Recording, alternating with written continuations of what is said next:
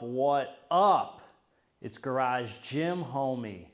And today, I'm telling you a story about how a little dog saved my life from meth and heroin addiction. Before I get into this here, please click the subscribe button. I got content coming out every day for you now, from supplement reviews, health food reviews, gizmos, gadgets, goodies, all sorts of good finds for you fine folks out there. So click subscribe and let's get into this, man. Hopefully, if you're watching this, it's High Stim Saturday, or if it's not High Stim Saturday, you had a blessed High Stim Saturday, man. I said that I was gonna make more videos about letting you in on my life, things that I've gone through, and I have a very special story that comes from the deepest part of my heart for you fine folks, man. So when I was running wild, I don't even know if I was running wild, when I was sick, riddled with drug addiction, alcoholism, I used to be on the streets of LA toward the end of my time there, my last couple of years there. I was out there for 8 years, strung out on heroin, crystal meth, and I used to go places like freaking Starbucks. I would go to like a Starbucks, and I was rolling with the lady I was with at the time, and I'd like charge my phone there, buy a bagel for like 79 cents, whatever it costs, or bagel and cream cheese for $1, so I could buy myself like 3 hours there, maybe go in the bathroom and get high, because every Starbucks has a private bathroom that locks, so I could go in there and get high, charge my phone up, figure out my next move, what motel I'm gonna go to, what spot, you know, how to take up time in my life. And I was sitting outside one of these spots one time, and I was at that time I was with this guy who had picked us up. We were gonna get drugs, and this woman, he ran in the store right after being at that Starbucks, and there was this little dog. I'm going to show a picture of it here. Little dog. And he walked up and he looked me in the eyes. And I looked him in the eyes. And this dog, I could tell he was homeless like me. He was living a rough life. I could see it in his face. And he walked right in front of me. I was in this guy's car in front of that Starbucks after waiting for hours, I believe. Charging the phone, doing whatever I did. And this dog looked me in the eye, and I looked at him in the eye. And I could tell he'd been abandoned. I thought, man, he freaking looked me in the eye, man. Now I got to take him in. So I grabbed that dog, man. He wasn't afraid of me. He let me take him, came right up to me. And I took him, and any little money that I had for dope, I mean, I was strung out, man, heroin, crystal, all that stuff. I went to a CVS, and he had fleas. I bought him a flea shampoo, and I bought him a flea collar, man. You could see I light up when I talk about this. And I snuck him into a fast food chain out there called Jack in the Box they have out there in California. And I snuck the little guy in. He was just a little like Chihuahua looking mix. And I snuck him in the bathroom, defleed him, bathed him in there, got all the fleas out that I could. We hosed him down and put the flea collar on him. He was sucked up, man, just like I was. We were like two peas in a pod, man. And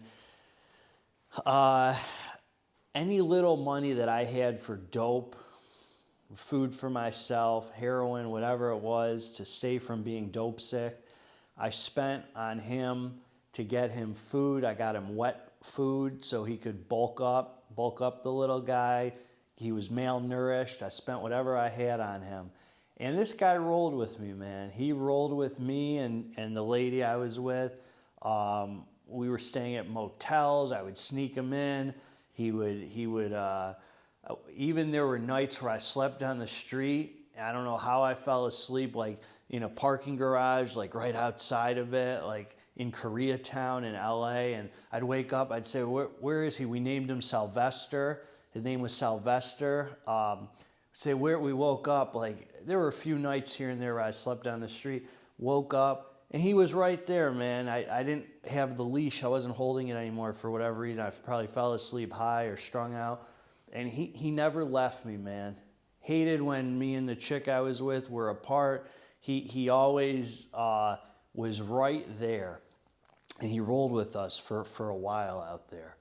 Now, my dad and my brother and my stepmother were coming out to visit me. They were going to take me and my girlfriend, who I was with, out of LA to La Jolla, California, for a weekend to this resort. It was my birthday. Hadn't seen my dad in a few years.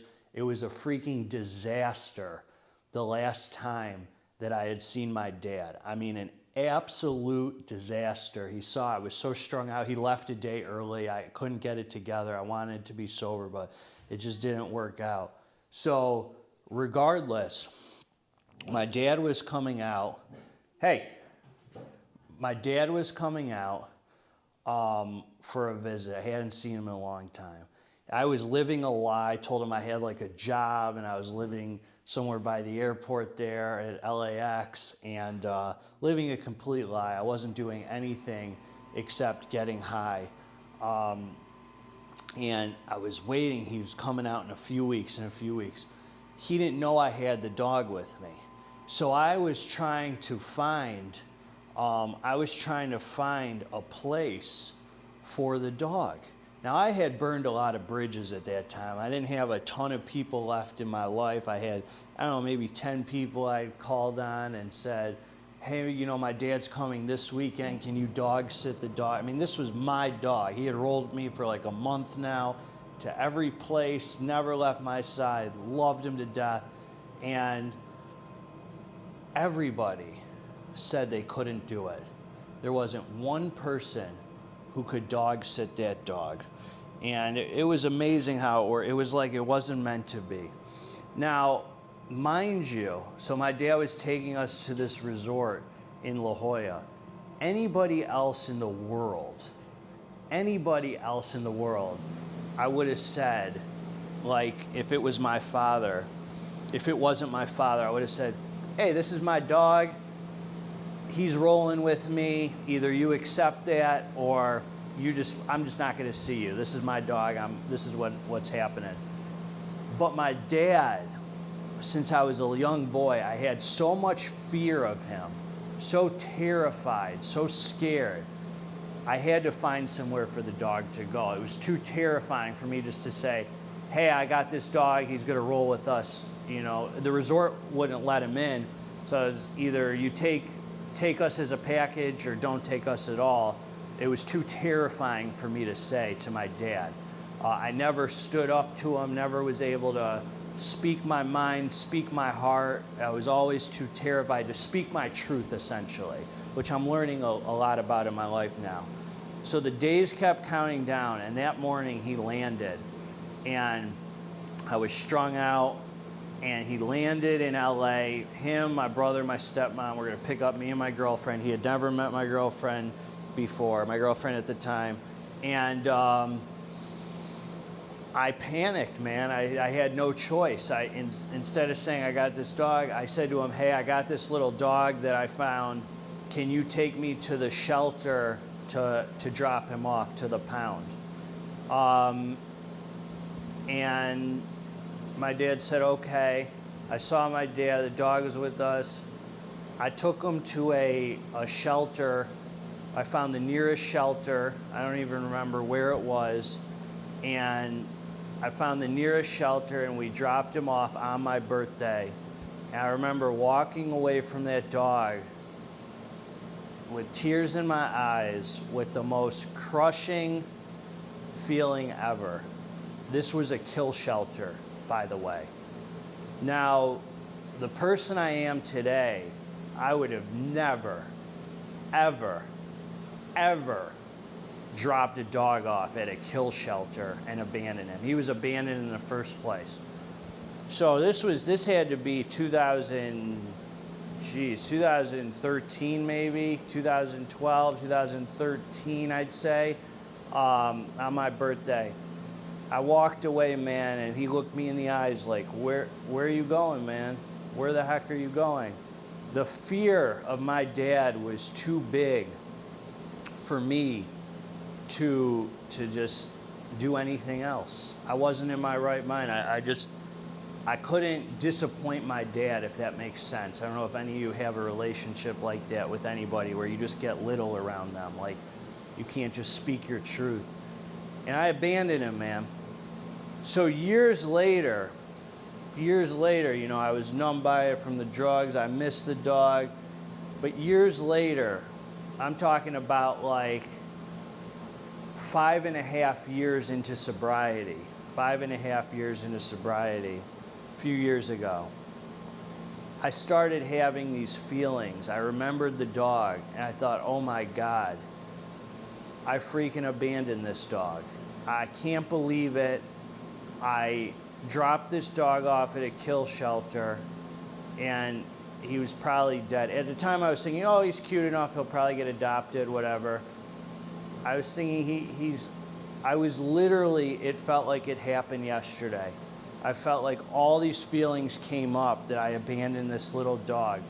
Now, the reason I say the dog saved my life is because he literally showed me, that dog, that in the darkest, absolute darkest time in my whole life, where things were so dark around me, sleeping on the streets, heroin addiction, constantly dope sick, picking freaking, I don't know how many pennies out of a fountain to split a ramen noodle with the girl I was with. Just a disgusting, dark life. This dog showed me that I still had a light in me. That this disease of addiction and alcoholism that I have was a disease of my head, not of my heart. My heart was still good. I didn't know that. This dog showed me I still had a light in me, and I could never fully let out that light until I got sober and went through the 12 steps of AA and, you know, formed a relationship with God and spirituality. So I brought it up to my sponsor.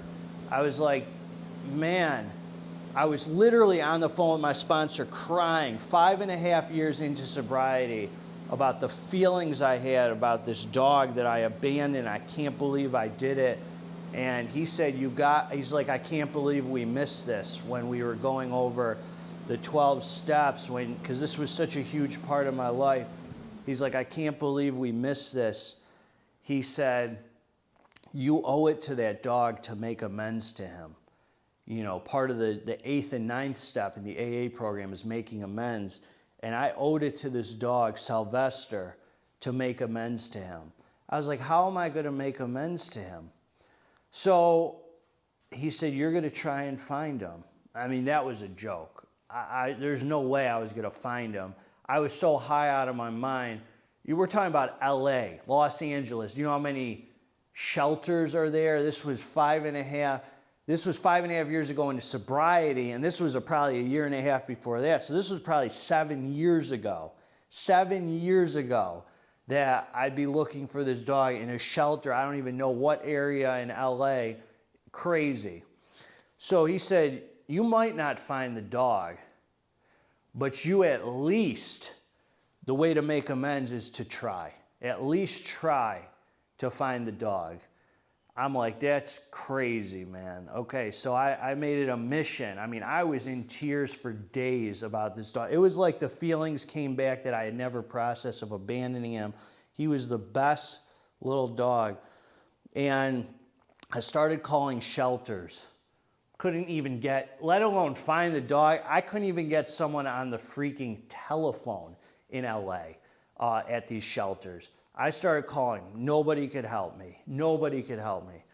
I waited 3 days of calling like 15 shelters, man. I was about to give up.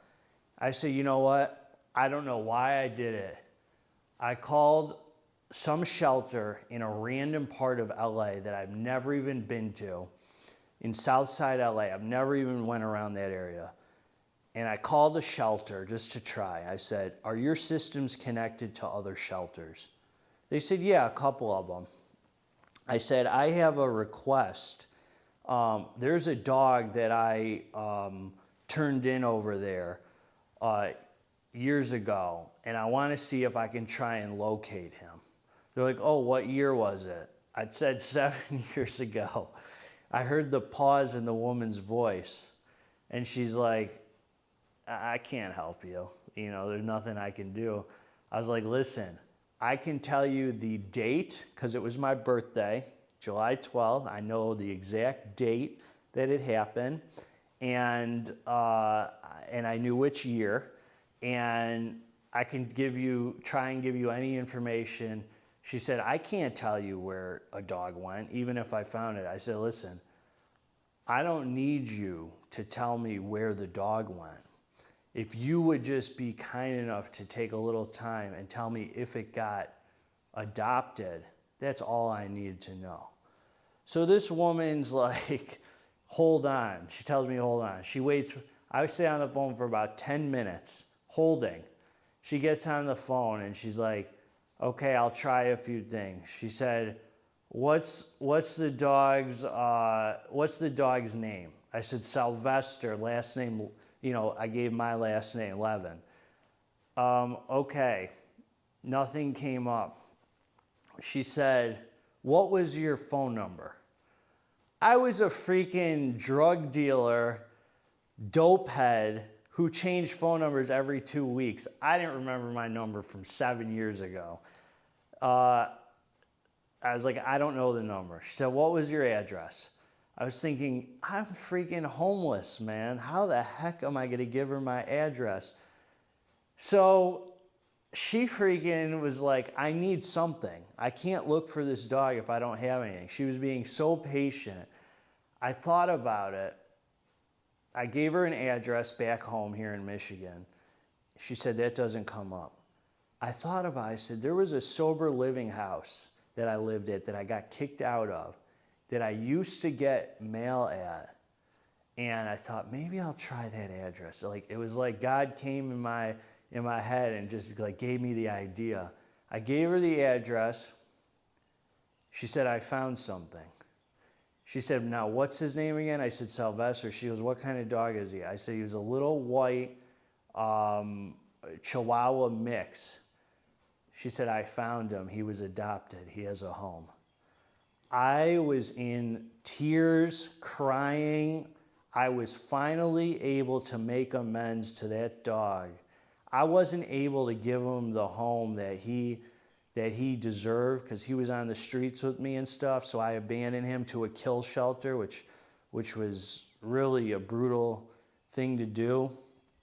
But through these 12 steps and sobriety and making amends, I was able to find out that he got a home. And I would have never done that if it weren't for having a good sponsor, close relationship with God, with my higher power, and sobriety, man. So it's never, ever too late to make it right with people who have passed away, animals, things that you'll never imagine. And God's given me a chance, man. Now I got a dog here that I rescued, Vinny, and I adopted him from a shelter, a kill shelter. I'm super blessed, man. I'm able to give this dog a chance, you know, and that's what I got, you know. That's my story. I know it's long, but this dog showed me that in the darkest times of my life, I still had a good heart. And the disease of addiction and alcoholism affects my thinking, my head. My heart was still good the whole time. So that's the story about Salvester the dog. He got a forever home, and I didn't find out till 5.5 years later in sobriety. God sent me an angel with that woman who sat on the phone with me, who took her time, and the system just happened to be connected to another shelter that he was adopted to.